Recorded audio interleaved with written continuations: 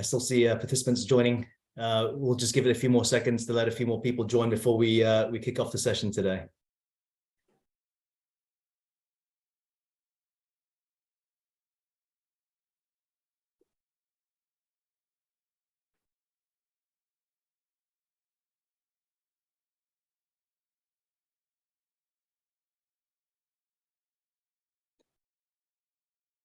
Good morning, good afternoon. I'd like to welcome everybody to SBTi Plantation's Net Zero webinar. Thank you all for taking the time to join us today. So my name is Mark Wong, and I'll be helping to moderate the session. In this webinar, we'll be sharing SBTi Plantation's commitment and pathway to contribute to global efforts on climate change and the ambition to limit global warming to 1.5 degrees Celsius. Ranake Ramachandran, SBTi Plantation's CFO, and Rashid Anwaruddin, our Chief Sustainability Officer, will be sharing our plans for this. We are also very pleased to have Nestlé, a key partner and stakeholder in the palm oil industry, as well as the Carbon Disclosure Project and Science Based Targets Initiative joining us today. Benjamin Ware, Nestlé's Global Head of Climate and Sustainable Sourcing, and Dedi Mahadika, who is the Science Based Targets Engagement Manager for Southeast Asia and Oceania, will be sharing their thoughts on the importance and opportunities available for a coordinated net zero strategy across our industry. Benjamin and Dedi, many thanks for joining us today. Benjamin, I just noticed that your camera is actually off, so wondering if you would be able to turn that on, please.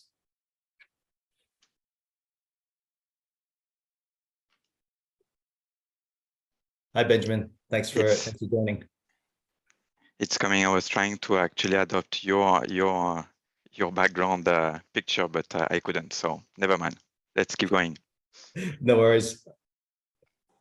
So just for the session today, we'll be starting off with kind of opening remarks and insights from the panel speakers. There will be an opportunity for participants to post questions. Please do post your questions in the Q&A box. I believe at the bottom of your screen, you should be able to access that box. We'll be able to address these questions towards the end of the session. Unfortunately, Benjamin will not be able to stay for the whole webinar. So just making note that he won't be able to participate in the questions at the end. So to kick off the session, I'll now pass on to Ranake for opening remarks. Good day, everyone, and welcome to our webinar. It is indeed a really proud moment for SBTi Plantation to welcome you to our webinar, and of all things, net zero, and really welcome. Our journey has been, I would say, exciting. It has brought about a lot of memorable moments, new learnings, and ultimately fantastic satisfaction on being able to finally submit our net zero plans for validation to SBTi. So with the blessings of the SBTi Plantation Board a couple of years ago, SBTi Plantation embarked on our journey in line with the Paris Agreement, and as what Mark mentioned just now, in line with looking at targets of climate degree increases of not more than 1.5%. Yeah. So all in all, why are we doing this? Yeah. Upon embarking on our comprehensive review, you may already be aware that we have completed a Scope 1 and Scope 2 baselining way back in 2012. But what this actually resulted, when we looked at it all over again, not only was there the elephant in the room, Scope 3, but we decided that we would really look at a baselining using the latest available data as of 2020. And during the process of doing that, well, the second elephant appeared. And basically, that was the introduction of the flag guidelines.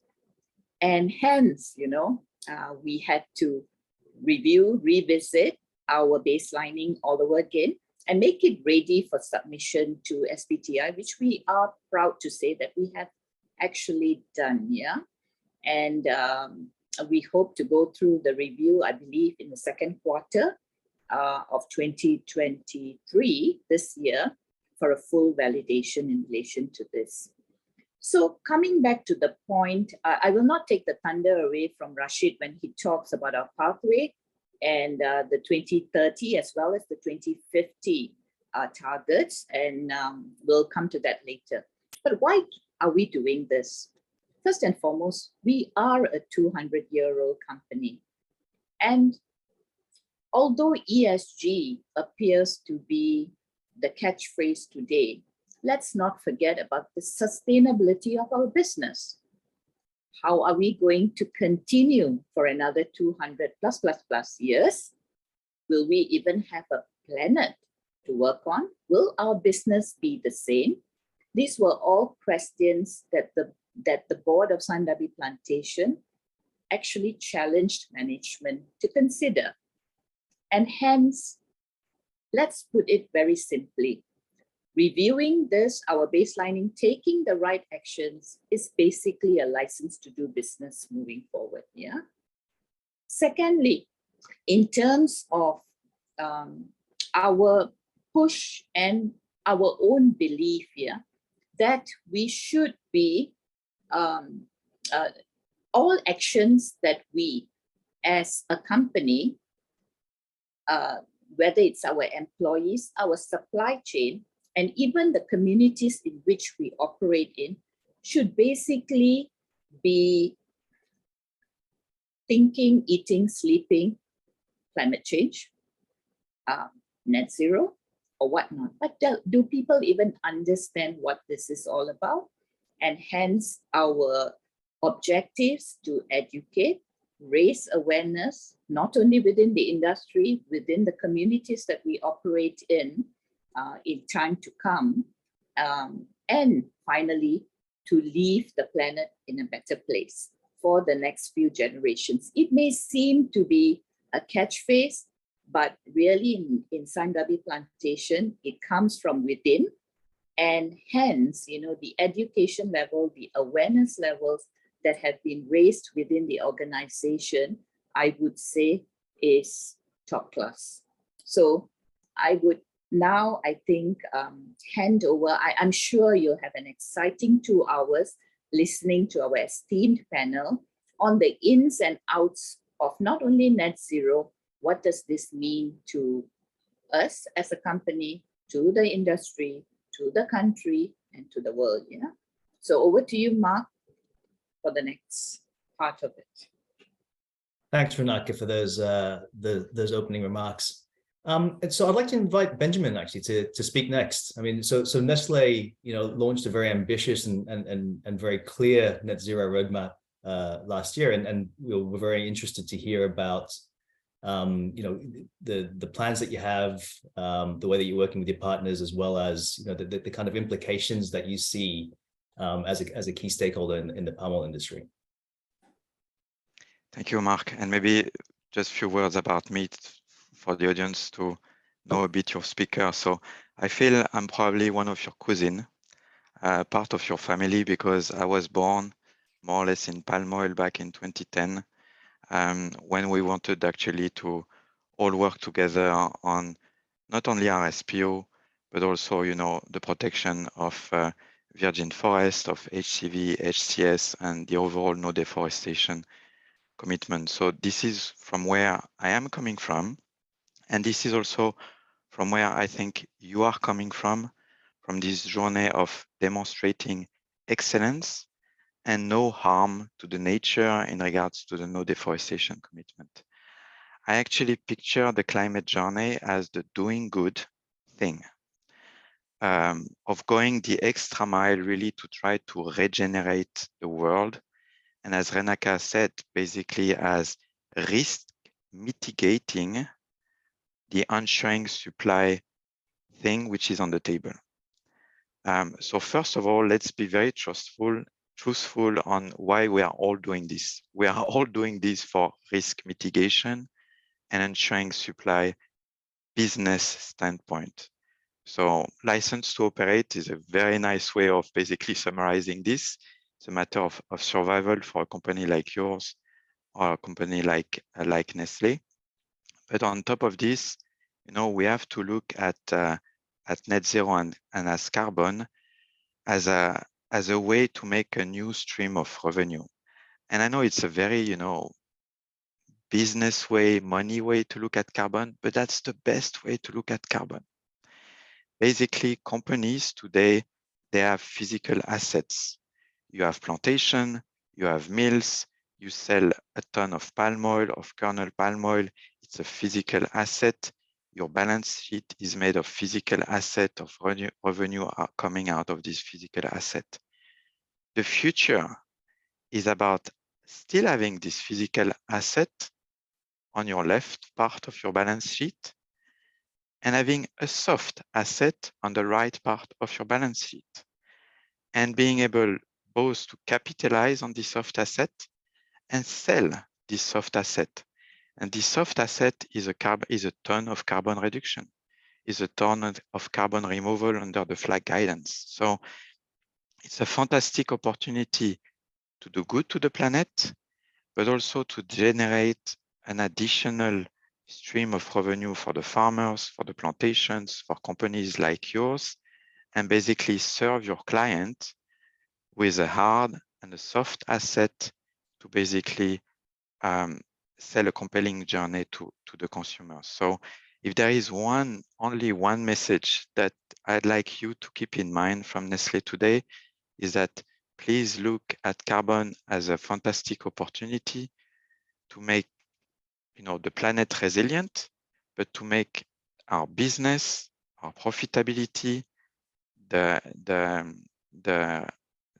livelihood of the farmers community even more resilient in the future. So Nestle, like many other of your clients, will be looking to buy from you a ton of palm oil and a ton of carbon. As simple as this. So net zero basically and the science-based target initiatives has come into the place to fill somehow a gap on the table, which was what are the rules of the game? And none of this is yet really regulated by law. So it's still kind of on a voluntary basis based on the Paris Agreement. But the SBTi managed basically to take all of us under the same table and say carbon accounting will be against the greenhouse gas protocol. It's XYZ, the rules on how you account for carbon removal. Thanks for the flag guidance. It was coming a bit late, but finally we have it.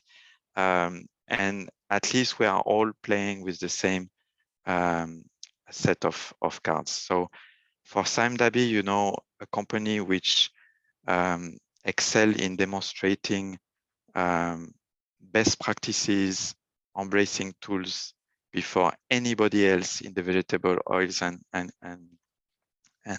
fat industry, for a company which is really fully integrated in the way you think about people, planet, and profit. Net zero shouldn't be even like a topic of an innovation. It should be really core to the way you do business and to the way you sell your offering to your consumers. I'm very happy to see SimDabi actually coming with this ambition, this commitment, mobilizing 200 people to talk about this matter.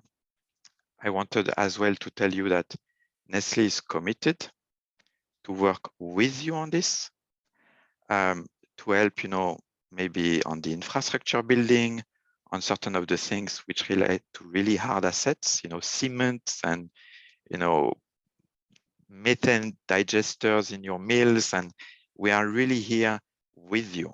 You are part of our scope 3. We have to do this with you and help this basically transition to happen. So message 1 was soft asset, hard asset. Message 2 is it's definitely part of your DNA. Message 3 is the first 2 or 3 years of this journey at Nestlé, but I believe the same way at Cargill, the same way at SimDabi, are difficult here. Why? Because you're going to be implementing practices which are going most probably to slightly drop the yield, and which are going to basically ask you to massively invest into infrastructure. And this is what we call the ecological transition. And this is where you need to have your investors, your banks, and I know that they are in the call, your government, your clients, helping you for this to happen quickly. You know, if you compare to deforestation, we don't have 10 years to make this happen.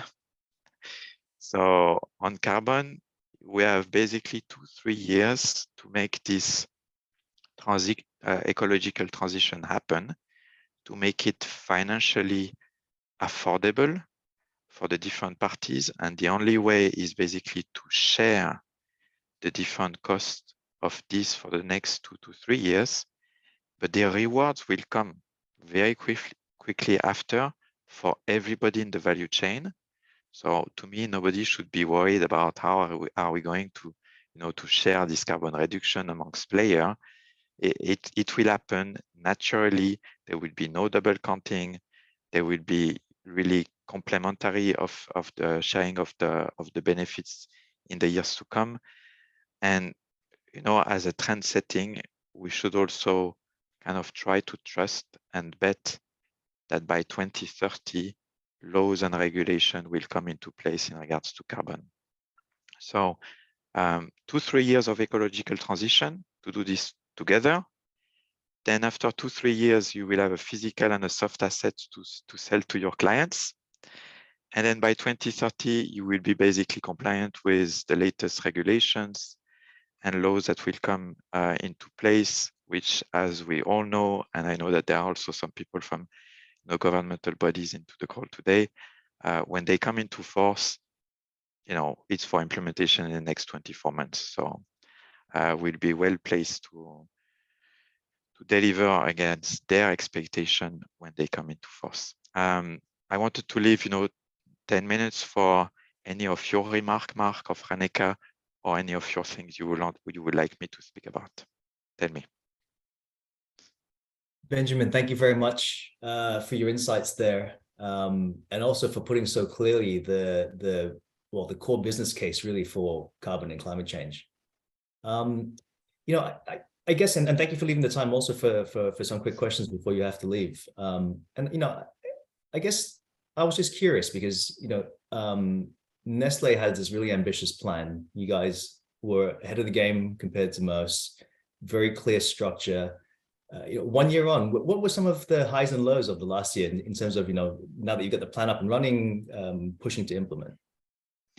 Yeah, so first of all, when you shape a climate roadmap, what we really try to do and why it was so granular, because I didn't want it to live again the pain of the no deforestation commitment, where we didn't really know how it will take place and we didn't really know how much it will cost to us.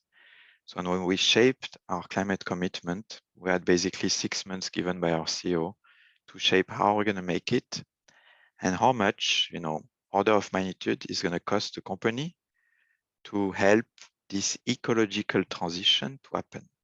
So I'm not saying that Nestle is going to pay it all, but I'm saying that Nestle is going to play its share of financially making that viable.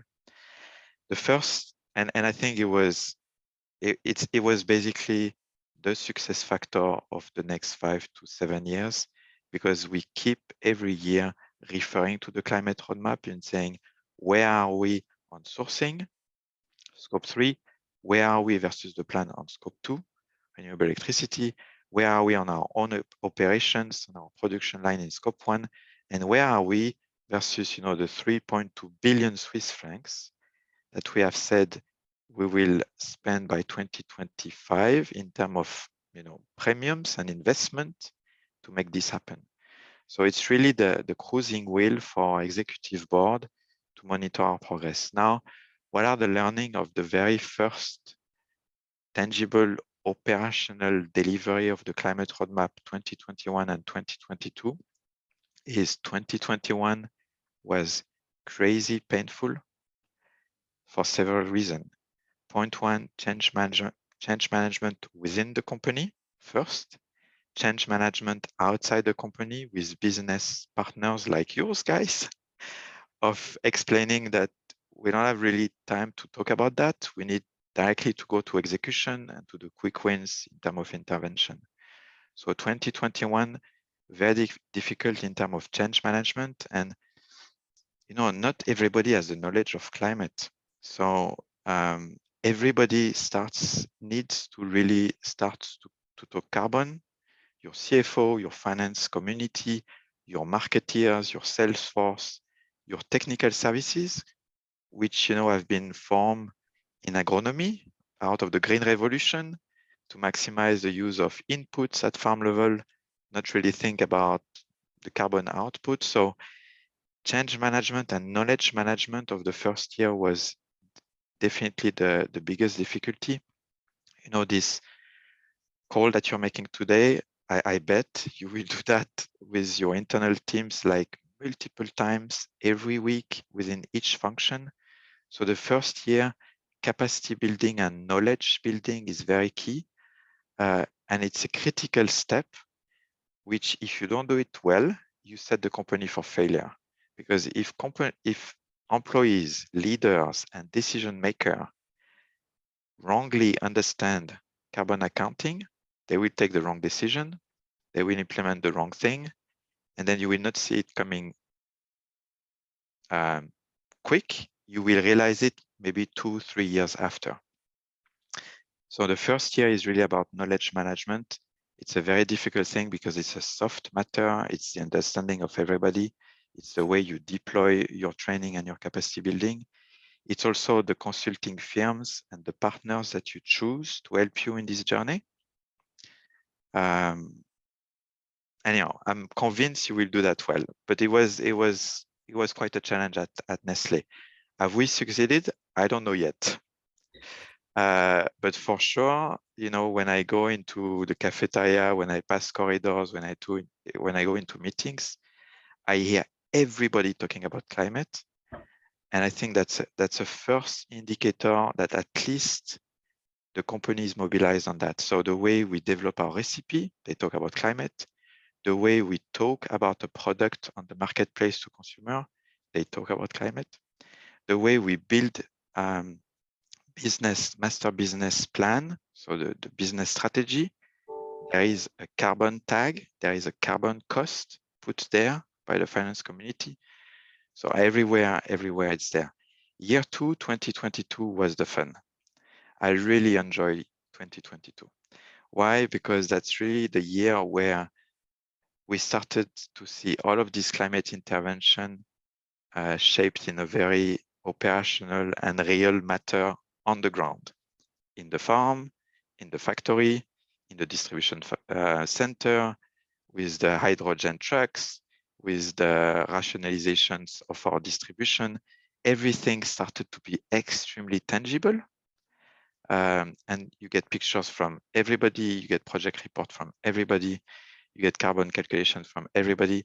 So year 2, as 2022 became basically the year where people now can start to refer to something which is not anymore a climate roadmap, a PowerPoint, you know, hosted on Nestle.com, but they can refer in Malaysia, in Indonesia, to XYZ in Sumatra in Indonesia, in Sabah in Malaysia, in saying, this is what we have done with our supplier, this is the riparian buffer restoration, this is the wildlife corridor that we have restored within the palm oil plantation, this is XYZ.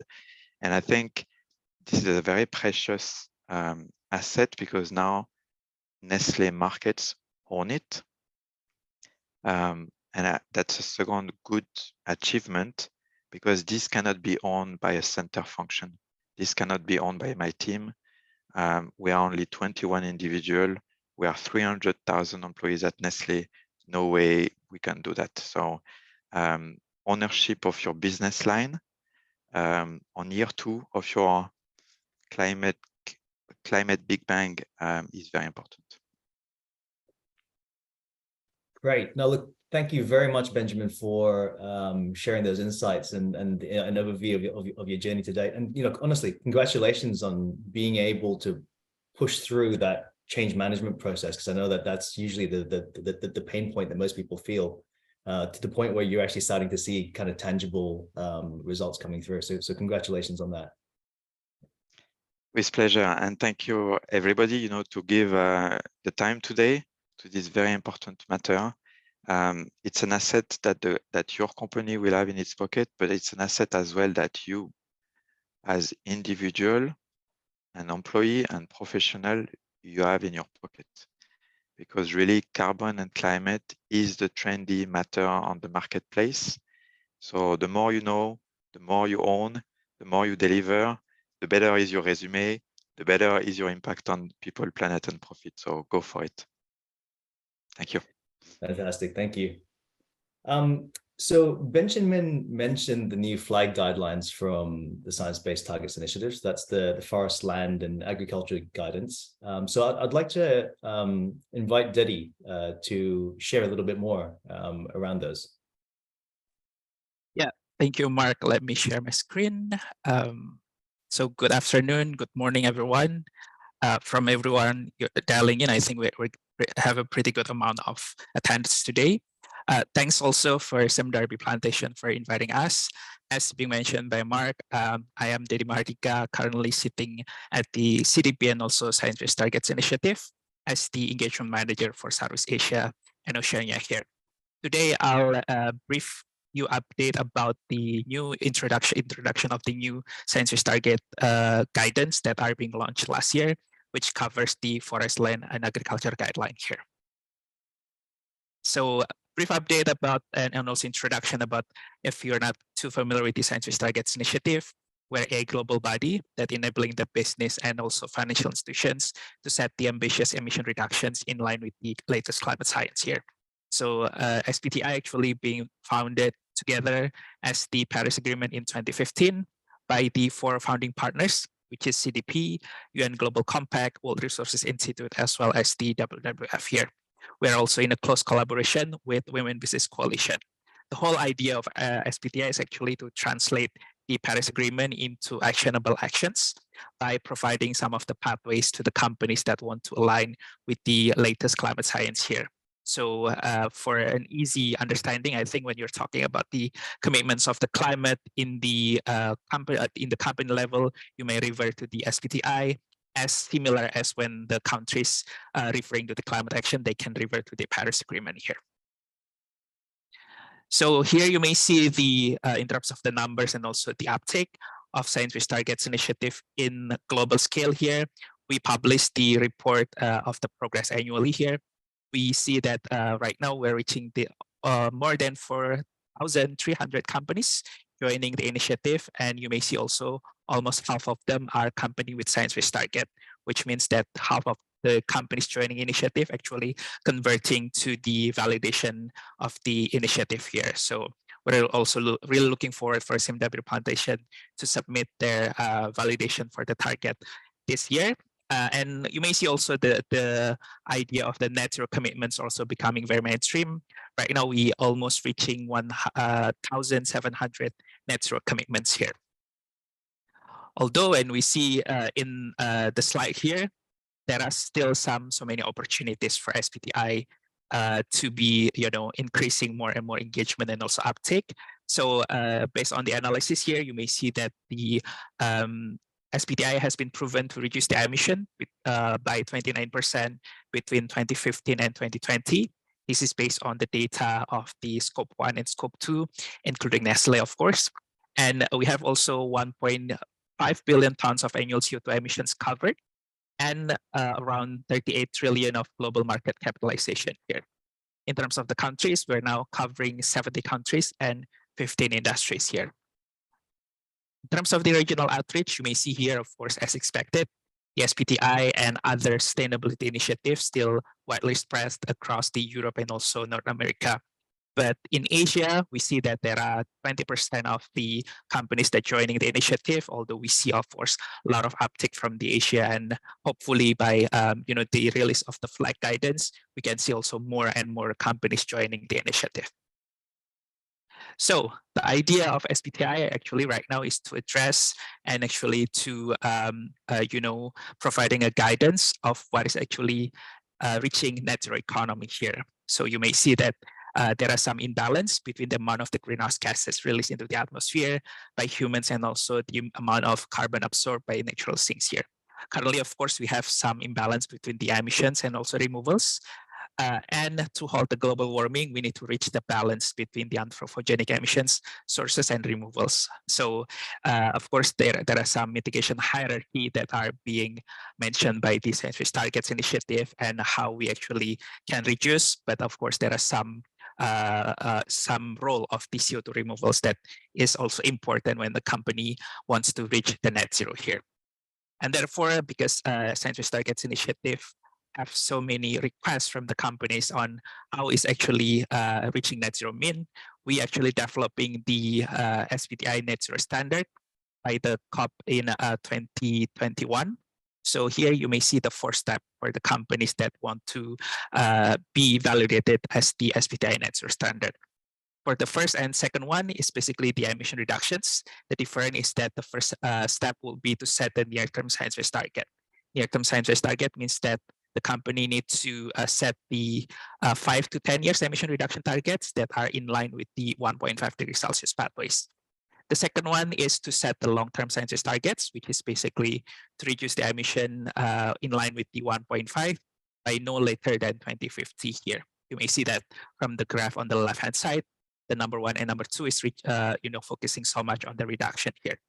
And then during the transition towards the setting long-term science-based target, the company are recommending to go with the beyond value chain mitigation, or in the carbon space that are being being called as the offsetting here. I think we have also several questions about offset. Currently, of course, when SBTi validating the target, the offset cannot be included in the overall net zero achievement. But of course, because beyond value chain mitigation, we're encouraging company also to take action beyond their own value chain also to mitigate the climate action. And finally, number 4 here, you may see that there are still some gaps when the company reducing the step 1 and 2. So eventually the company needs to reduce to almost 90% to a residual emission, and there are some 10% left that need to be neutralized by residual emission. This is basically the role of the carbon removals that the company need to provide the carbon removals to neutralize the remaining emission so that they can claim that the company is on the net zero pathways here. And that is actually the net zero. And as I mentioned also by the previous speaker here, the Science-Based Target Initiative are right now acknowledging that there are some gaps of the emission that are included in the initiative right now. When you see the coverage, we miss 22% of our sector based on the IPCC guidance here. So right now we want to put that puzzle into pieces, that 22% emission from the Avolu are being covered also with the new guidance of the forest land and agriculture here. So this is basically addressing to so many opportunities and also so many requests from the company. We are launching this new flag guidance in September 2022 here. What is actually flag cover here? So flag will not only cover the flag emissions, but also removals category here. You may see here, and I think we will share the slide deck after the presentation that you can revert. But basically for CO2, there will be a land use change and also land management here. So of course, this will also include the forestation, forest degradation for land use change, and also the land management from the agricultural activities here. Not only CO2, but also methane and also nitrogen dioxide here. And the guidance will also cover a unique presence of the carbon removals here. So for the first time, SBTi will not only acknowledging that the company needs to reduce their carbon footprint, but they can utilize the carbon removals here. So there are 4 types of the activities that can be included as the carbon removals and storage, which is forest restoration, improve forest management, agroforestry, and also enhance the soil organic carbon here.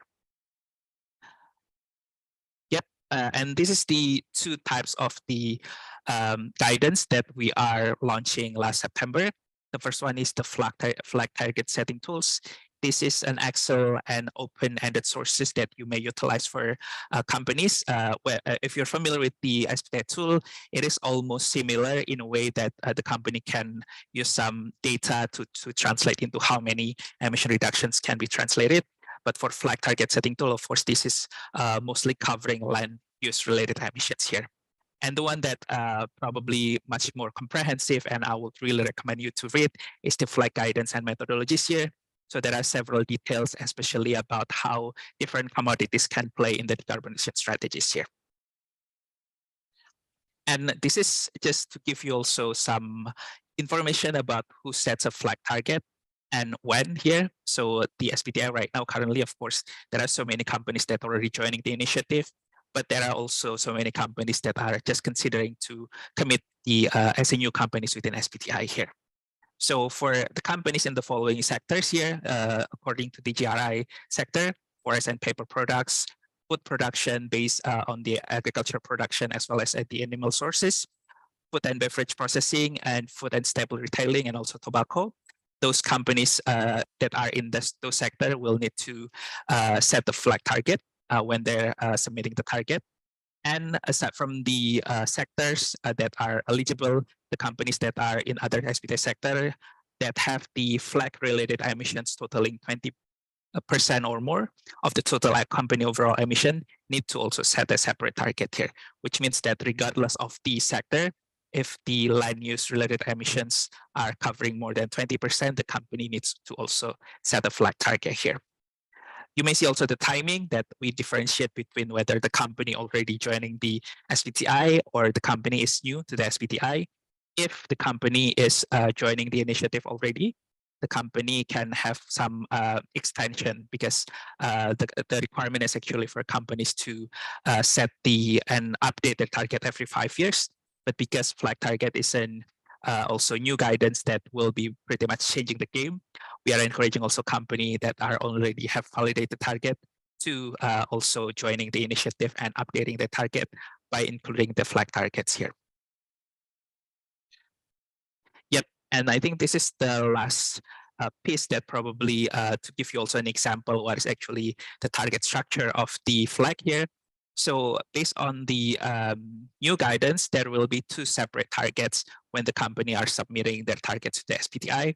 The first one is the current that are in pipeline, which is the energy or industry target, which is using the existing SBTi methods, and also non-land emissions. So if it is emission from fossil fuels and also from the industrial-related activities, the energy industry target will be one piece.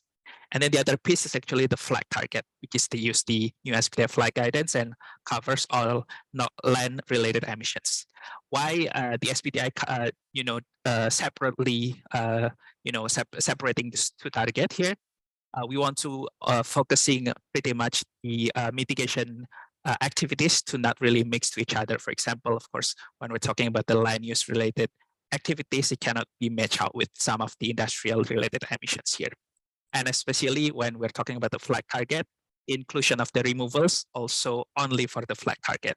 So if the companies, for example, have the emission in the industry, they cannot really use removals as a way to reach the SBTi. And here, the uniqueness of the flag target also that there are 2 pathways that the companies can utilize. The first one is the flag sector pathways. And the second one, probably the one that pretty relevant to the palm oil industry, is that we develop 11 different commodities.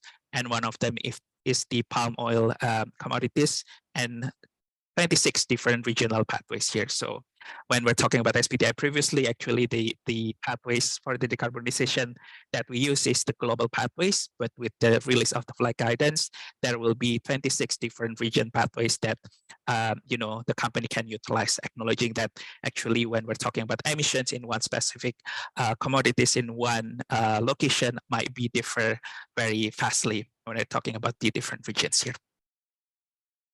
Yep, I will close my presentation by giving you a bit more about the information here.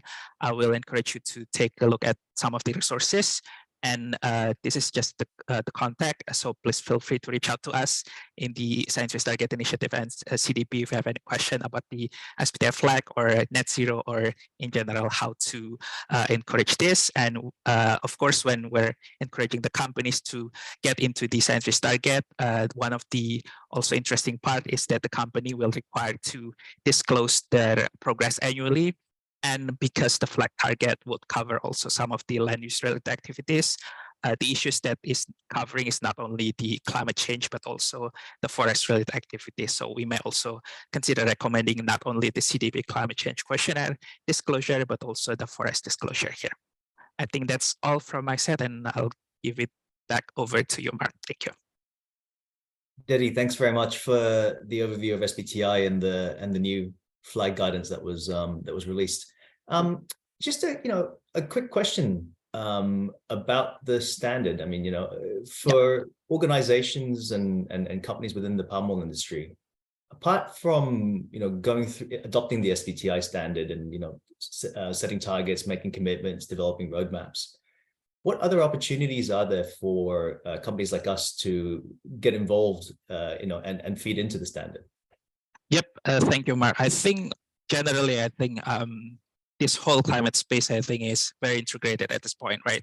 One of the things that we are developing is, of course, we will develop a new MRV platform, which is the monitoring and reporting platform and verification, where it will allow company actually to showcase the progress towards the SBTi.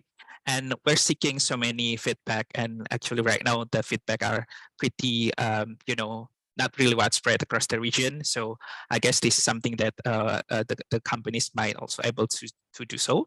And then the second one, we're also developing some Scope 3 project, which is related to Nestle's point that, Sam Darby Scope 1 probably is the Scope 3 for your partners here. So we're acknowledging that the Scope 3 is the problem, I guess, when we're talking about the net zero and how to actually address that. So one thing that we are actually developing is we're developing some toolkit, which will help company also how to align with their suppliers and reaching the net zero target. But we're also definitely will have more insight on how the Scope 3 collaborations within the different spaces here can really integrate it here. I think there's two things that currently we're doing. But of course, there are so many other opportunities, like we will develop, for example, the net zero guidance for the financial institutions. So right now, the net zero focusing so much on the company side of the initiative, right? So since from the registrants, there are so many financial institutions that are joining, there are also opportunities for the SBTi to be validating the financial institutions at this point. Great, thanks, Dedi. I think there are sorry, I just got one question for Dedi, if you don't mind. Please. And Dedi, this is just to share your experience. How are discussions with, I know you cover Southeast Asia, so that would be of interest to us. How are your discussions, if any, with the governments of these Southeast Asian nations? The government, right? The government, yes. Obviously, I think SBTi right now is acting like the voluntary initiative, right? Because I guess this is the company that joining the initiative are seemingly the background for them is voluntary and mostly probably coming from the supply chain or the investor requests. But we're actively engaging with the policymakers, especially the one that in charge with the disclosure system.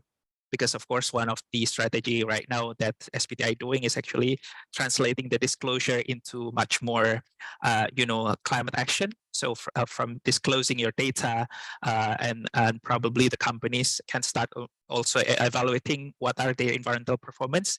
And one thing that I can improve is actually to get into the SBTi initiative here. And one of the landmark during the COP last year is actually that the White House is actually endorsing the SBTi and also CDP for their suppliers to actually setting their target and supply chain towards the SBTi here. And of course, we see the Japan, which is the champion of the SBTi in the region. The government of Japan actually is explicitly mentioned that the company needs to set the SBTi in their NDC, in the national determined contribution. So it's a good driver, especially Renaka. I think you will be agree that the government pressure or government requirement will be a good initiative for the company to joining this voluntary initiative.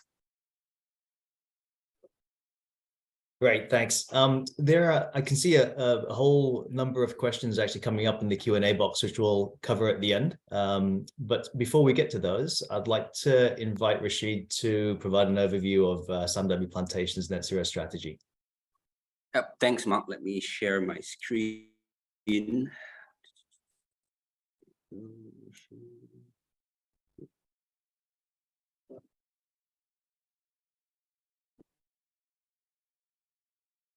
Okay. So basically, my presentation today basically will cover a few things. I wanted to just talk about a bit around our climate change journey to date, and then some of the actions and challenges that we've faced, and to talk a bit about our emissions inventory that we developed, and then finally we'll talk I'll talk a bit about our roadmap that we've developed, and there you go, that we've developed and basically have disclosed. So I think this is my first slide. So I just wanted to talk a bit about the company itself. Like what Renaka mentioned previously, we are a 200-year-old company, and over the period of 200 years where we have existed, there has been a lot of challenges that the company has faced, gone through. But very recently, we have had an unprecedented sort of we are in an unprecedented era where there are multiple sort of multifaceted issues and challenges which we face, and climate change is basically one of the key things which are facing. And if you look at how our stakeholders are responding to it, in the latest IPCC report itself, it actually mentions that it urges all actors for more action in tackling climate change. And then Benjamin, who is one of our customers who started off our discussion today, you can see that the customers, they are increasing expectations from our customers in getting their supply chains to also go on with them in their journey in combating climate change. Other areas, we are also seeing our investors and shareholders, increasing scrutiny on progress in line with latest standards, and you're seeing things like the Task Force for Climate Change related financial disclosures coming online in the past few years, where more and more organizations are adopting disclosures against those sort of recommendations. And importantly as well, we are seeing more and more governments and regulators starting to take action as well. We are seeing countries taking commitments around climate change. Some countries are making net zero commitments by 2050. Malaysia itself, we've also made a national commitment around net zero, and planning to introduce several measures to basically meet those sort of commitments. The latest one is essentially the launch of the voluntary carbon markets by the stock exchange in Malaysia. And we're seeing, for example, in the region, some countries have already introduced carbon tax as well. And we're also seeing in our destination markets, such as EU, where they're in the midst of implementing new legislation and around climate change as well. So we are seeing more and more sort of stakeholders taking urgent action in around climate. And basically, just this slide here is just to talk a bit about our climate journey, climate change journey to date. And essentially, we started way back in 2010, like what Renaka mentioned at the very start just now, where we initially started to look at essentially our scope 1 and scope 2 emissions, our operational emissions, to really identify what are the sort of opportunities for us to reduce emissions when it comes to our global footprint. And at that point in time, the sort of emissions footprint that we looked at, that we found, majority of our scope 1 and scope 2 operational emissions basically came from methane emissions from wastewater treatments plants at all of our mills. So in total, we have more than 70 mills globally, and each and every one of those mills actually has a wastewater treatment plant, and those processing of wastewater there actually emits methane. And the sort of methane emissions at that point in time, it contributed close to 80% of our overall emissions footprint. And so basically at that point in time, when we looked at it, 80% of our emissions came from that. We then developed what we call our methane capture or biogas strategy, to try and see, what are the sort of solutions and technologies that are available to sort of capture the methane and convert that into various sort of renewable energy or other sort of opportunities for us. And to date, we actually have 14 biogas plants up and running across Malaysia, Indonesia, and Papua New Guinea. And they actually either generate electricity and supply it to the grid, or the energy that they produce actually is used to power our own operations, or the line sites or houses within our operations as well. And we are targeting more and more of these biogas plants to be up and running. Another area that we also looked at was essentially when we started to look at our supply chain. The key sort of area of concern at that point in time was basically around the issue of deforestation in the supply chain. And back in 2016, we launched our Responsible Agriculture Charter, which is essentially our no deforestation, no peat, and no exploitation commitment, which is basically the backbone of our supplier engagement program around feedstock, which comes into our operations. And to date, we have had significant progress in, number one, improving the traceability of our supply chain and transparency of the supply chain. And back in 2019, we actually launched an online platform to basically make all of our supply chain as transparent as possible. And we also published our approach to how we work with our suppliers to basically draw the line on deforestation. Back in 2012, actually, once we established our baseline back then, we committed ourselves to a 40% reduction target based on a 2009 baseline. And in 2020, we actually we grew a bit more confident, and we restated our our target to reduce our scope 1 and scope 2 operational emissions by 50% by 2030. Other things that we've also been working on is looking at solar energy as well. And how we approach solar is essentially twofold. So one is basically on areas where the productivity of the land is not great. So what we do is basically we convert those areas into large-scale solar farms to generate electricity to be sold to the grid. And we also have solar photovoltaic systems, which basically we implement in our own operations to sort of offset the electricity consumption of our own operations as well.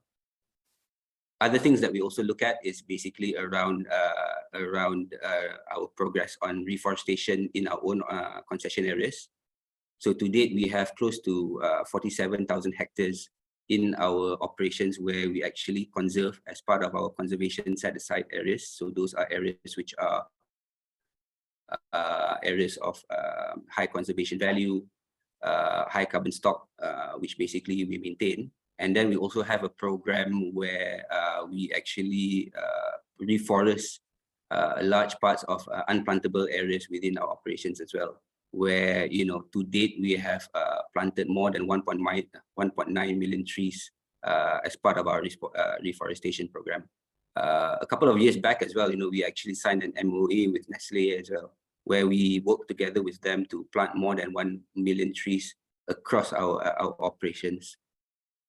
So moving forward to 2022, that's when we decided to really look into science-based targets and to look at making a net zero commitment, and to also start sort of baselining our scope 3 emissions as well.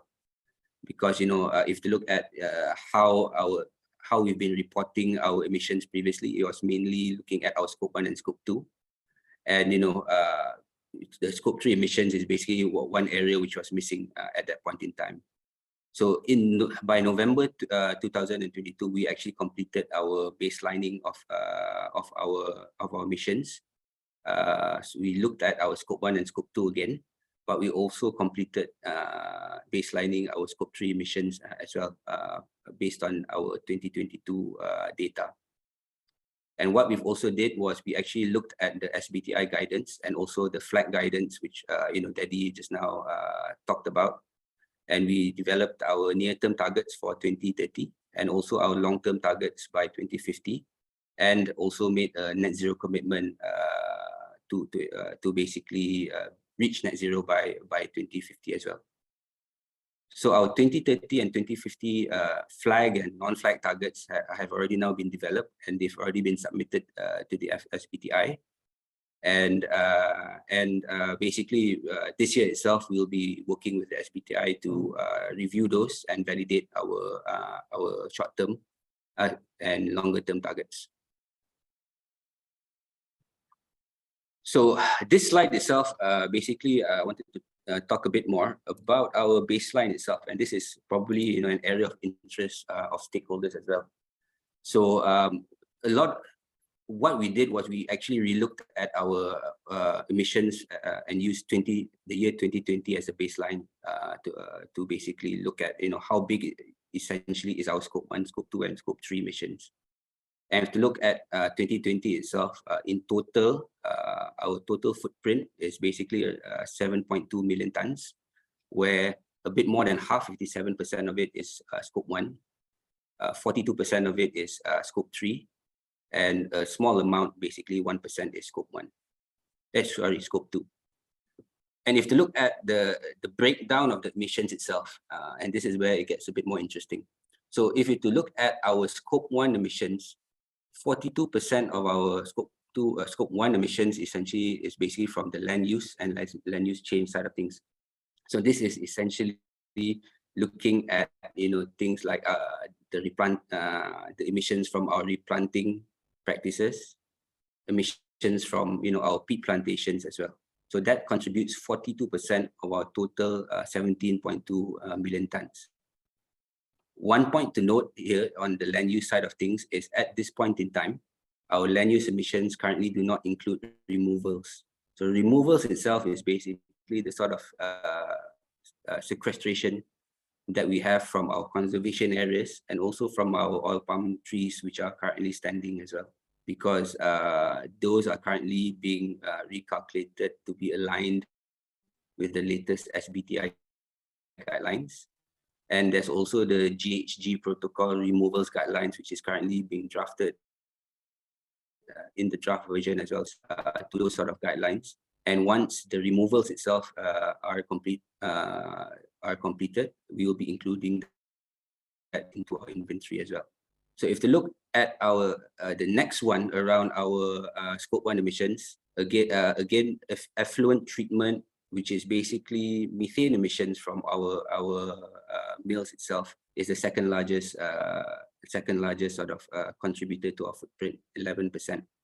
And after that, basically, we're looking at, you know, the sort of fuel usage from things like our diesel gensets, from our own machineries and our own vehicles, which contribute around 3%.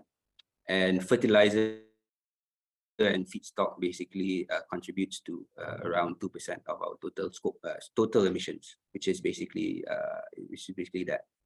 And then if we to look at our sort of scope 3 emissions, what we've done is we've also sort of broken it down into what we call feedstock and non-feedstock emissions.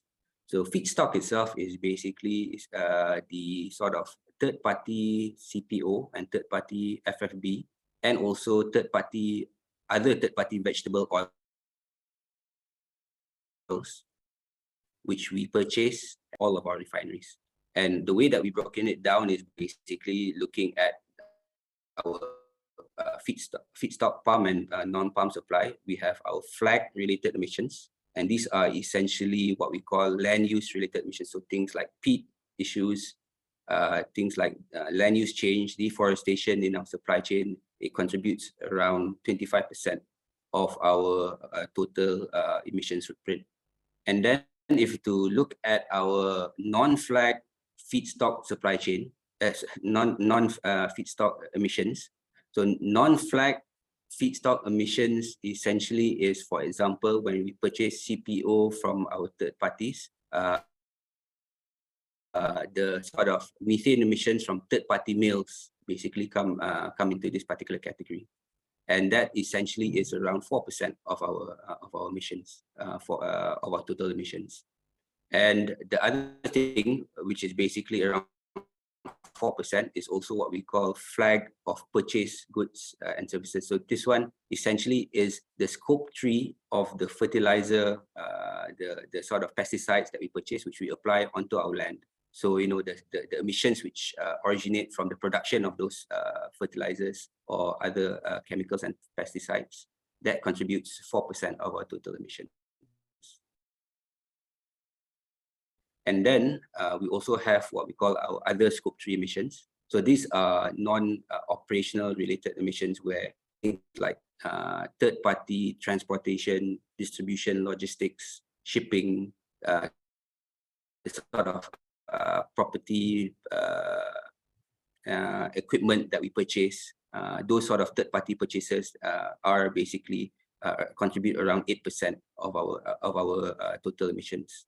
So if you look at, you know, our emissions profile itself, you know, and you look at trying to prioritize the sort of work that we need to do, essentially we're looking at, you know, looking at how we relook at land use will be one. And that is basically within our own operations and also within our supply chain.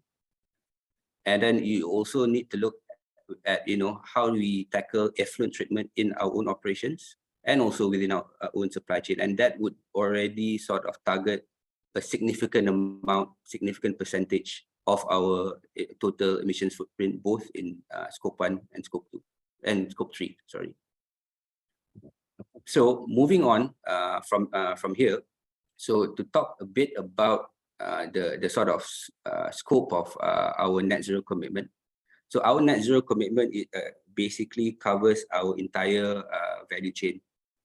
So for SBTi plantation, we actually operate throughout the entire value chain of the palm oil industry. So from the plantations to the mills to the refineries. And then our the scope of our net zero commitment also includes feedstock and material suppliers. So these are feedstock, for example, which goes into our palm oil mills and also into all of our refineries, and also all of the other material suppliers which we use in throughout our organization. And on the downstream side as well, we also look at, you know, the how our products are being used as well with regards to emissions.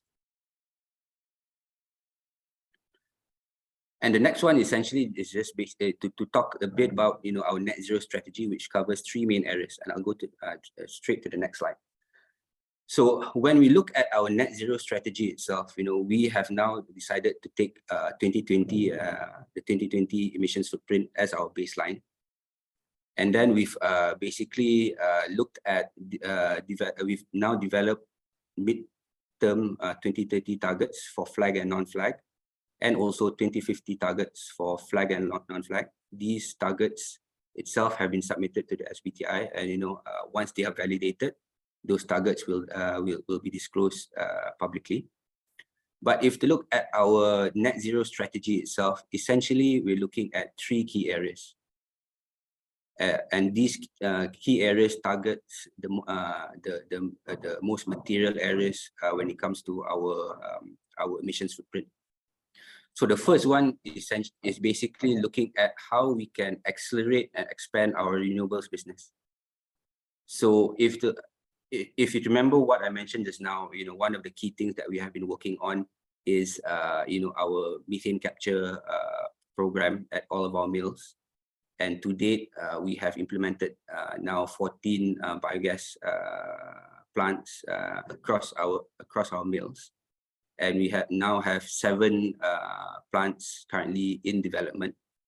So the strategy for this is essentially to accelerate the expansion of that particular program, and to cover at least 71% of all of our mills globally by the year 2030.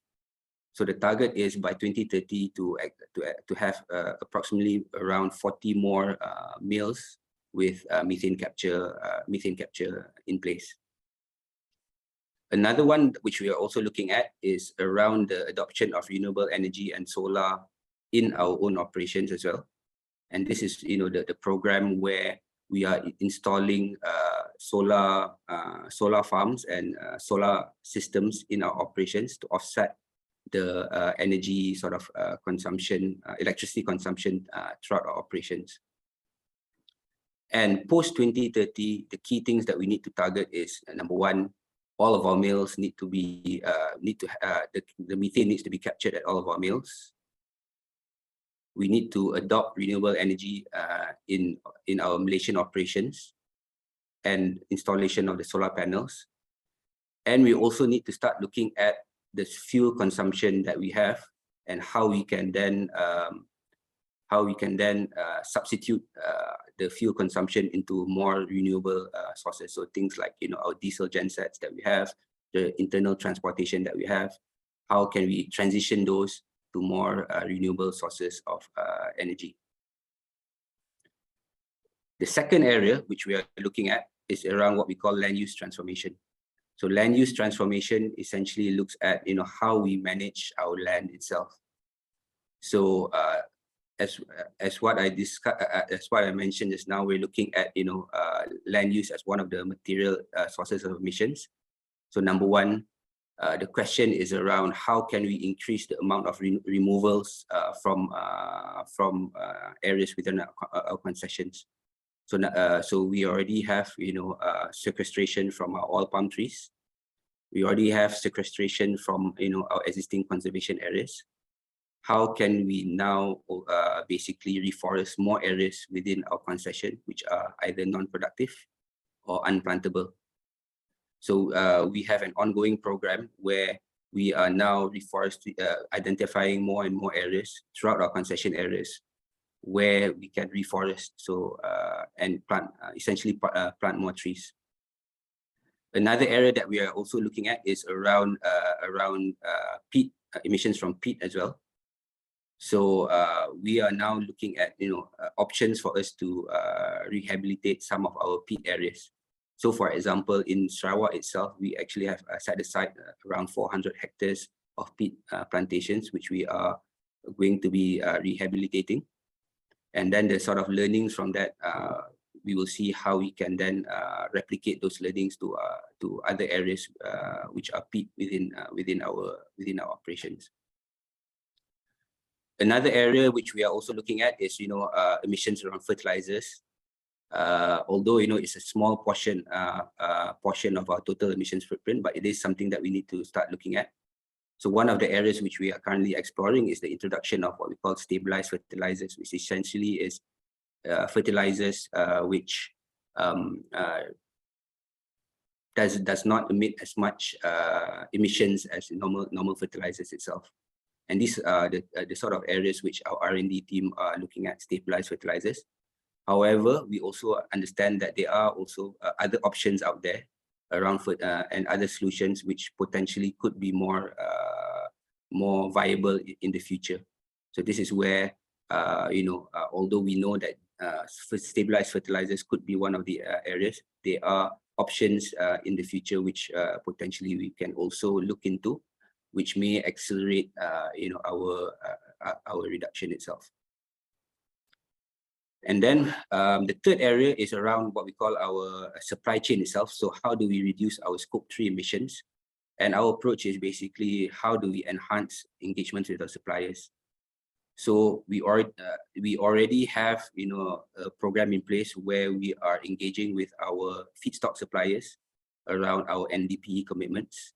So if remember the emission sources from our Scope 3 itself, a large portion of it comes from the land use side of things. And from the land use side of things, basically the key issues and challenges around there is deforestation in the supply chain, where our target is by 2025 for our supply chain to be fully 100% compliant to our NDPE commitment. And then the second one is basically to explore how we can reduce peat-related emissions in our feedstock supply chain by 2030 as well. And then in the short term, in the midterm as well, we are also looking at to kickstart our supplier engagement program with our non-feedstock suppliers. So this is looking at things like our transportation, logistics, shipping, and so on and so forth. To basically have an engagement program in place where we will target to engage with our most material suppliers to have emissions reduction targets by 2027 as well. And in the long term, what we are looking at is essentially, to maintain our no deforestation commitment and also basically managing peat emissions from our supply chain. And one of the things which we are also looking at is, how can we replicate our renewables program, which we are implementing in our own operations to our supply chain. So to try and to basically target in the long term to get 100% methane captured in our feedstock supply chain as well. We are also looking at how we can transition our upstream and downstream transportation and distribution suppliers to low emissions and renewable fuels in the long term as well. So essentially that is an overview of our net zero emissions, and what our net zero roadmap essentially is it essentially is rapid and deep emissions cuts at the most material emission sources that we have, and in the short and medium term, and in the longer term, basically, although we know what our options are, there may be new developments in the future which we can consider to accelerate our reduction in the longer term. And any sort of residual emissions that we have will then offset in the future. And my last slide here essentially is just to give an overview of what exactly does this mean to the industry itself as well. So again, how does a net zero commitment, if an industry were to sort of adopt it, what would it mean to the industry itself? So this data, this chart itself is not the Sime Darby plantation emissions profile. So this essentially is a life cycle assessment which was done back in 2019, and this is an industry average number. So you have to look at from the life cycle of palm oil itself, majority of the emissions actually would come from peat, and then indirect land use change, which is essentially an issue around deforestation and other sort of land use change, and also palm oil mill effluent. So this is the methane emissions at the mills as well. So if we were to target these three areas, we are already looking at 87%, if my maths are correct, of the emissions profile of the palm oil industry. So the opportunities for the industry itself to significantly reduce emissions for the industry is essentially, similar to our approach around scope 3. Number one, we need to eliminate deforestation throughout the industry, and also ensuring no new development on peat. We need to relook at our approach to land use by reforesting unproductive areas, and also how we can ensure that emissions from peat can be managed effectively.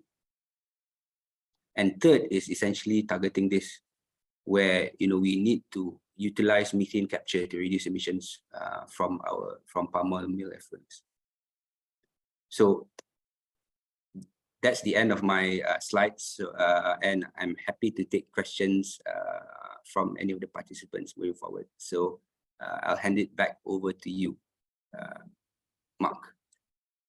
Thanks, Rashid, for that comprehensive overview of Sime Plantation's net zero strategy.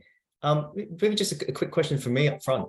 The company started the carbon journey about 10 years ago. We've just gone through this science-based targets initiative review and resetting the baseline. Any surprises from this latest exercise? I mean, have priorities changed? Yes and no. So essentially, if you look at our journey itself, I mean, there are a few key things that we've learned, right?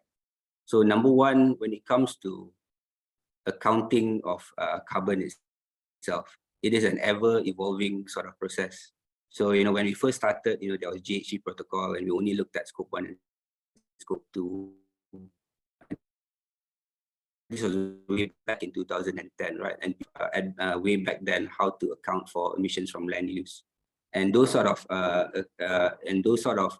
accounting sort of methodologies and approaches have further evolved over time, right?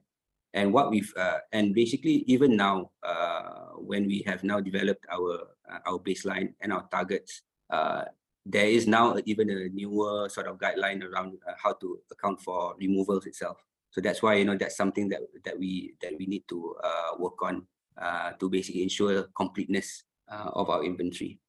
And I guess one of the other things that we basically looked at as well is around scope 3 emissions, and that was basically something, I wouldn't say something new, because we've already essentially we've previously always worked on our no deforestation commitment, our no peat commitment in our supply chain, but we didn't exactly tie that to actual emission numbers itself at that point in time. So now that we actually can tie it to emissions, we can now see the progress of our no deforestation commitment and quantify it more accurately, right? But one thing which we weren't working on, and we will be working on moving forward, is around non-feedstock suppliers of our scope 3. And this is where you probably need to go way back to 2016, when we first developed our no deforestation commitment, NDPE commitments, right, where we needed to start engaging with suppliers, educating, creating awareness, and doing capacity building. So that particular process would now need to be replicated to our non-feedstock suppliers as well. Great. So why don't we shift gears a little bit now, and I'm just going to open up the questions and answer box from participants on the in the session. I see a couple of questions which were targeted towards Nestle, so I do apologize. I mean, Benjamin had to leave early, so we won't be able to cover those questions today. I also, so I see a question here about our experiences, or Sime Plantation's experiences with industry initiatives. Have we joined any industry initiatives or regional initiatives, and would we recommend companies to join these? Rashid, maybe if I could direct that towards you. Yeah, so if to look at industry initiatives itself, right, there are multiple initiatives which are available. So one of it is basically the RSPO itself, so the Roundtable on Sustainable Palm Oil. So that is a voluntary standard where companies can adopt and apply those standards, and they are good management practices which are included in the principles and criteria, where some of them basically link to emissions as well. So one of the things that we found is that from our participation in the RSPO itself is, when they were developing their own, they call it the Palm GHG tools. It is a learning for the entire industry and members of the RSPO around how to account for emissions within the palm oil industry, palm oil operation itself. Because if you look at the sort of standards and guidance which were available way back then, they were very generic in nature and not specific to the industry. So it was an opportunity to develop something which was more industry palm oil specific. And where we see now is basically even the Malaysian Sustainable Palm Oil Standard, MSPO, they're also developing their carbon GHG accounting sort of tool to calculate emissions. There are other sort of industry groupings which are available as well. One of it is basically which we are involved is the Palm Oil Collaboration Group. And basically, it is a informal grouping of stakeholders who are involved in the palm oil industry, from customers and some palm oil growers as well. And it essentially, number one, started off as trying to answer the question of how do companies accurately or more effectively disclose and report on progress on NDPE compliance, right? So they developed the NDPE implementation reporting framework at that point in time. And because we actually have customers there and large palm oil growers there, so it's an opportunity where stakeholders can come together to basically work together around several other issues as well. So we are looking at things like human rights, labor, and basically climate change and no deforestation sort of solutions throughout the collaboration with stakeholders there. So these are just some of the examples at the top of my head around sort of collaborations which are already available.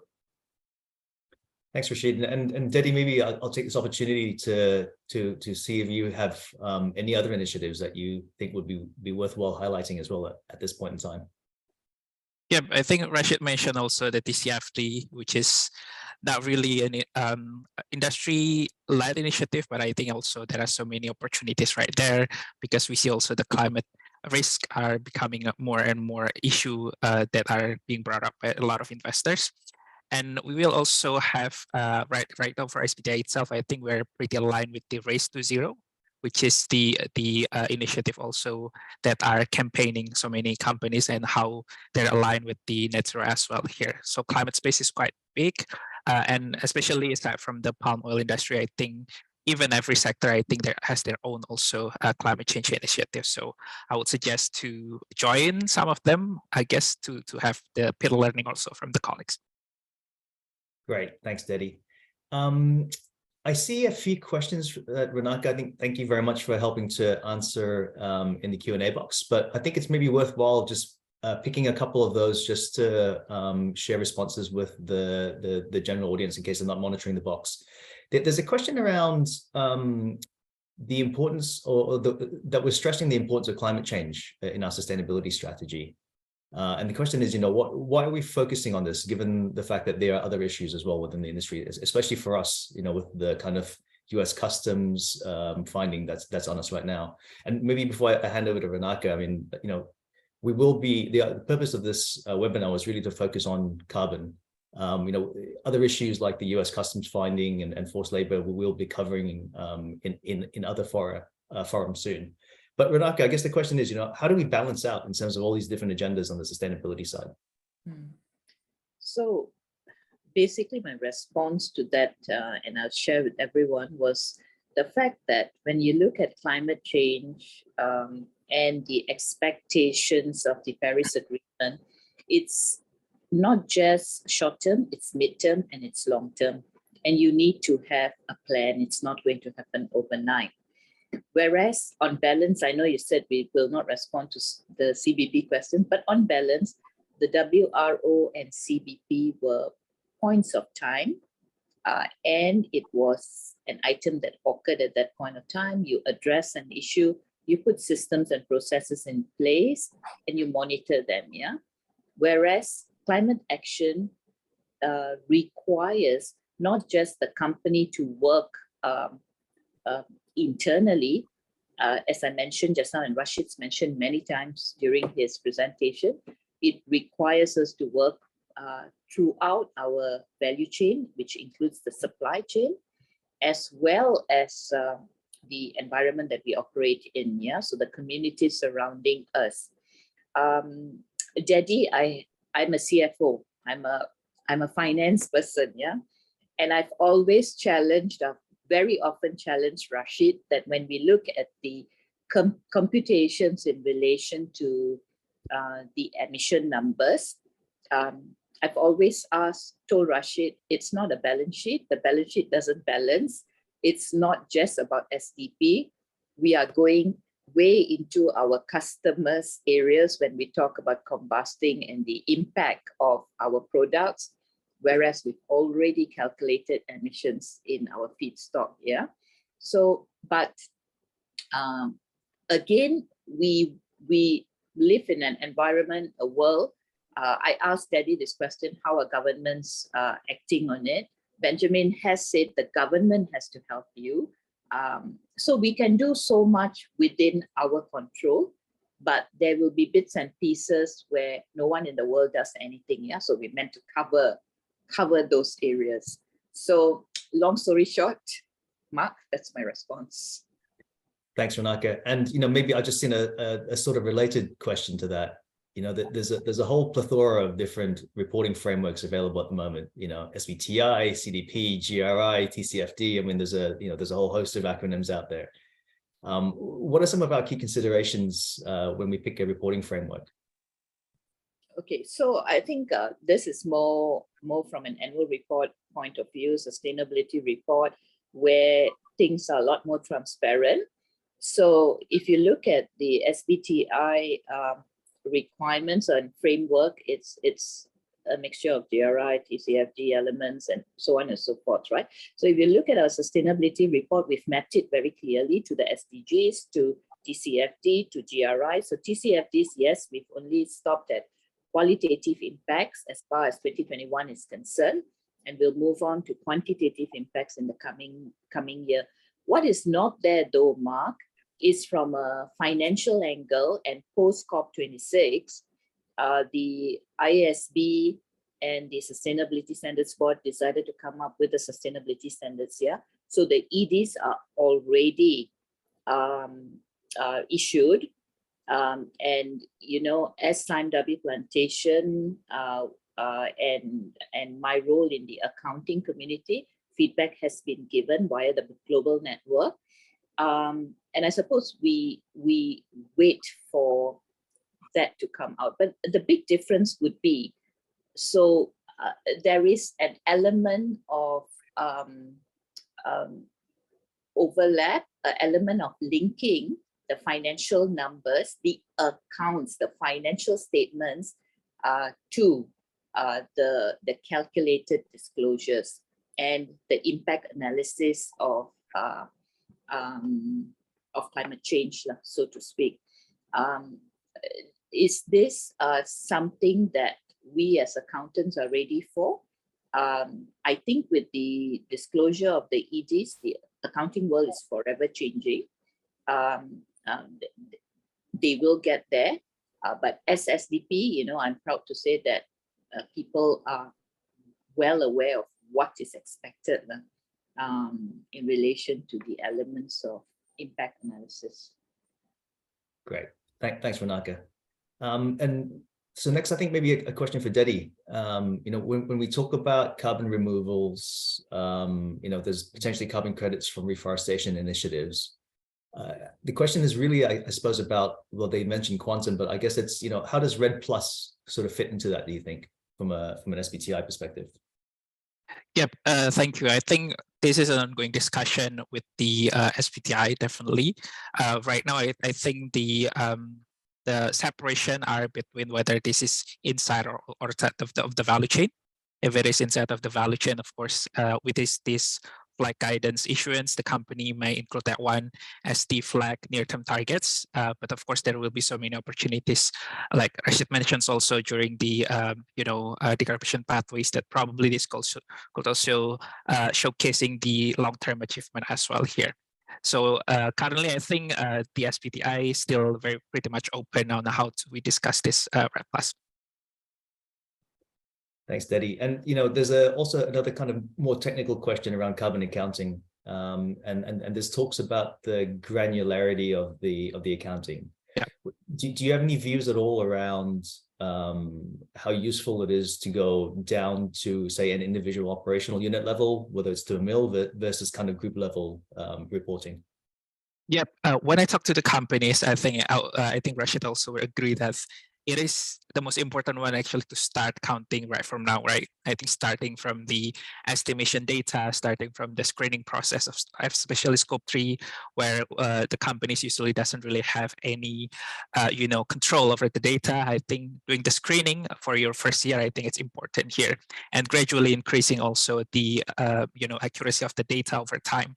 We encourage the companies to do so, because obviously SBTi right now doesn't really, of course, we want the highest available data possible. But if the company right now wants to start the climate action, we don't need to delay just because the data availability is not really the primary data. So right now, while waiting to improve also engaging your suppliers and also the buyers, you may start by using some of the tools that are already available with the Greenhouse Gas Protocol. There are tools that allows the company actually to screen their whole scope 3, scope 1, and scope 2 data, so that you can actually analyze which are the hotspots, and then you can focus on that one, while also working with their suppliers, so that the improvement of the data that you mentioned over the years here, that will also eventually improving the disclosure performance of the companies. Great. So, it's important to start, even though it's estimates, to be able to get moving and having some insights for actions, as opposed to waiting until you have perfect data. Before exactly. Yeah, because we don't have any option to wait anymore, I guess. Absolutely. And Rashid, I was wondering if you might want to chip in here as well. I mean, and share some experiences in the construction of Sandabi Plantation's baseline. What were some of the considerations in terms of the framework and the methodology that we pull into this around granularity? Yeah. So basically, I mean, with regards to developing our own emissions inventory, right? So if you look at scope 1 and scope 2, it's about extraction of data which was already there, and it is readily available. So things like fuel consumption, things like methane emissions from our wastewater, from the POMI plant, POMI ponds. Those can readily be calculated from an operating unit to operating unit level, and then we actually consolidate that up into our own sort of our own emissions footprint for entire global operations. So that's more from a bottoms up approach. But when we look at our scope 3 emissions, so this is where we needed to take various different approaches to basically develop our scope 3 footprint. So number one, again, we divided into feedstock and non-feedstock.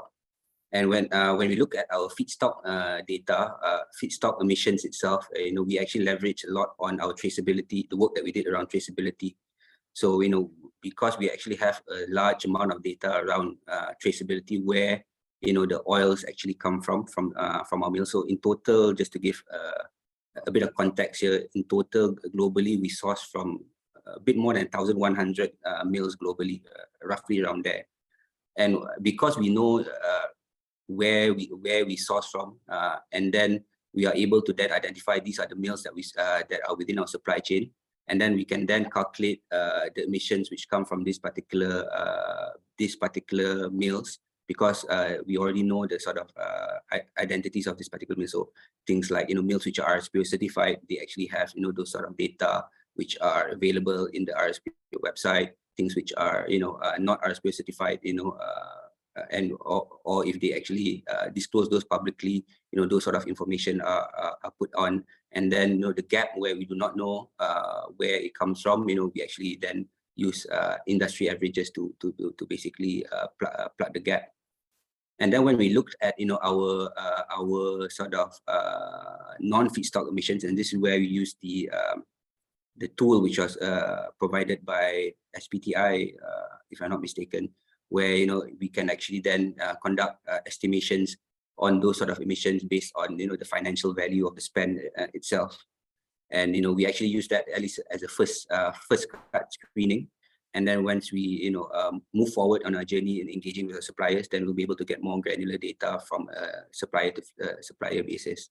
So essentially that was the approach that we took in constructing our footprint itself. Great, thanks, Rashid. I also see a number of questions around Scope 3 emissions, right? So I mean, if you think about Benjamin's comments around Scope 3, and Rashid, you've also provided an overview of the materiality of the Scope 3 emissions for Sundabi plantation. The questions sort of cover a couple of topics. The first one is really around, if you could elaborate a little bit more around Sundabi plantation's thinking on how the Scope 3 emissions, especially with suppliers, are going to be approached. What are some of the plans, the objectives, and big ticket items? But the other one's also a little bit around a glide path. So 2030, 2050, big gaps in between. Do we have a view yet in terms of what we were trying to achieve, kind of year on year, or in between those 2 points? Yeah. So I guess, I mean, on the first question itself, right? You have to look at on the Scope 3 emissions and around engagements of suppliers itself.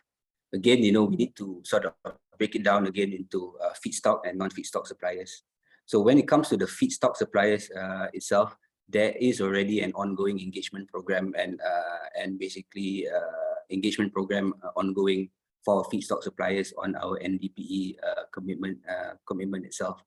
And essentially that would then target, one of the key sort of, two of the key sort of emission sources when it comes to, industry averages. So things like land use, things like emissions on peat. So, essentially it will target those areas. One of the things that we are looking at now is basically, how do we replicate our renewables program into our supply chain? So, the current strategy before this is, try and get as many methane capture plants in all of our mills. But now that we have implemented 14 and we are accelerating that in our sort of operations, the current thinking now is can we then now share these learnings and basically use these learnings to also approach third-party mills as well and there are mills in our supply chain which already has biogas plants up and running. So now it's a matter of identifying which ones within our supply chain do not have biogas plants, and is there an opportunity for us to then engage with them to see whether or not there's any appetite to implement these sort of projects. And again, this again looking at the numbers is now that would then also target a large percentage of the emission sources for feedstock supply chain. So moving towards our non-feedstock supply chain, and this is basically something which is new. So essentially the engagement program that we are currently looking at is number one, again, we need to work with our procurement team to identify, where the largest sources of procurement comes from and where the largest emission sources by category are. We are looking at, transportation, logistics, fertilizer, chemicals. Those are typically the largest sort of spends within that we spend on, and typically that would be the largest sort of emission sources as well. And then we need a targeted sort of engagement program to start engaging with these sort of suppliers to, number one, raise awareness first, and then to see whether or not there are any capacity building programs that we can offer to these suppliers to basically get them on the journey with us on achieving net zero as well. But we also have to bear in mind that there are large companies out there who already have plans or already made commitments around net zero, and they are already sort of industry industry-specific sort of initiatives. For example, the shipping industry, they already have like a roadmap to get net zero by a certain date as well. So if those sort of programs and industry-related initiatives are in place, and then those are sort of opportunities where we can hang on to basically work with theirs such that those particular sort of spend categories are covered in that particular industry initiative. So then we can then focus our efforts and resources on areas which are underserved when it comes to capacity building, raising awareness. But that's just current thinking, and that's an area that we will be working on moving forward around our non-feedstock suppliers. Thanks, Rashid, for elaborating on that, and also I think for diving a little bit deeper into the materiality and importance of biogas and methane capture for our industry. I think there are a few questions on that as well. And Renaka, I think a question for you, which is really, I think, also just an interesting reflection that no matter how much you try and do, it's never enough, because the question is, beyond a science-based target and trying to achieve net zero, what's the next big sustainability milestone that SBTi Plantation intends to achieve? Is that question for me, Mark? Yes. Okay. So if you talk about sustainability, really it's about E, S, and G. Yeah? So I suppose I come back to climate change and climate actions being both short, mid, and long term. I would say that is the biggest focus, largely because it's not an everyday thing. I think everything else we do, Mark, is about what is required at that point of time. Yeah. So we did not speak much, I think, from an environment angle, Rashid, on biodiversity or the extent of biodiversity today. So that probably is an area that we would look and work on.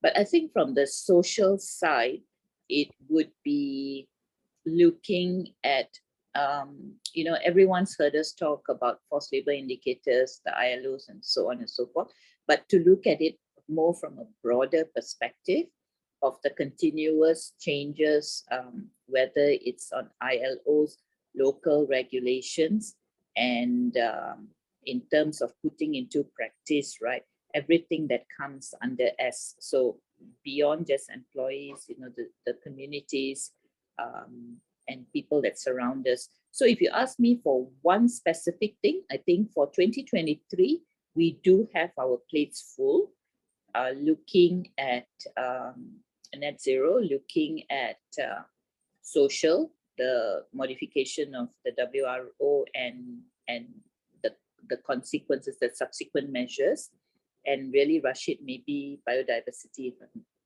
I'm not wrong. Yeah, maybe Renaka, maybe I can add on to that. I guess like what Renaka mentioned, we do have our plates full, but I guess the key focus moving forward is essentially to demonstrate credible progress, because we already made commitments around climate. We've already sort of worked on progressing our labor practices as well. We've also made commitments on our supply chain. So then, so basically, moving forward, these are commitments, but we also need to make sure that we can demonstrate to our stakeholders credible progress.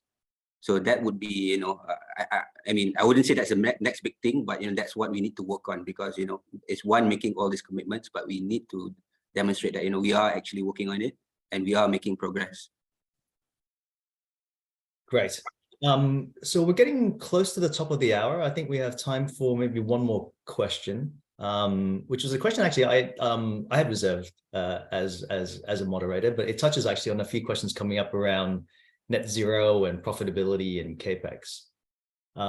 So Renaka, I think for yourself as a CFO, and we've heard Benjamin's points as well earlier on about culture change and the requirement for finance functions to be to look at things differently. What are you doing as a CFO, I suppose, to position SBTi Plantation to be able to implement on this very ambitious net zero target? So Mark, I suppose other than what we've spoken about awareness and whatnot, but I suppose what we are doing differently, if you talk about it from an investment angle, and I'm talking about new investments, new bills, it is more or less a prerequisite that the sustainability agenda and emissions will be reviewed as part and parcel of the investment plan. And hence, it's a pre-thought rather than, oh my God, I've got an asset now, I've got more emissions, and what do I do with this? I suppose that's the one part of it. And from a business angle, that's how it's moving as well. So if you talk about all non-asset agreements, so collaborations, for example, I think our biggest challenge will always be the aggregation of feedstock. And hence we need to keep a close eye on emission calculations there. So from a CFO angle, I believe that we will work slightly differently in terms of the prerequisites. So these are established criteria that we have preset for 2023. Fantastic. No, thanks very much for that, Renaka. And again, just being conscious of time, I think I will close the questions now. I'd like to thank all the participants for the questions that they've raised. And, we do apologize that we didn't have enough time to cover every individual question. So maybe just, as a closing step, Renaka, if I could please invite you to just, provide any final thoughts. I think to everyone, thank you so much for attending today's session. As always, I find sessions like this very informative. It's always a learning process. Half the time, I wish I can be Mark asking the questions as well. But having said that, personally, I've enjoyed it. I hope you all have. We are more than happy to take questions on a one-to-one. Please do write in if you have more cues, or we are happy to get onto a call. To our panelists, Rashid, Dedi, and Ben, who's left us, thank you very much as well for your time. And I hope we take this forward with both our panelists in any further sessions we may have. Mark, thank you very much for coordinating today as well.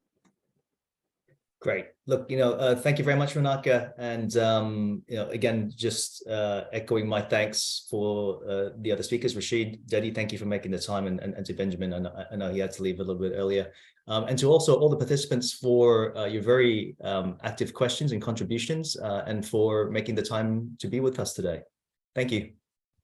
Thanks, everyone. Thanks, everyone.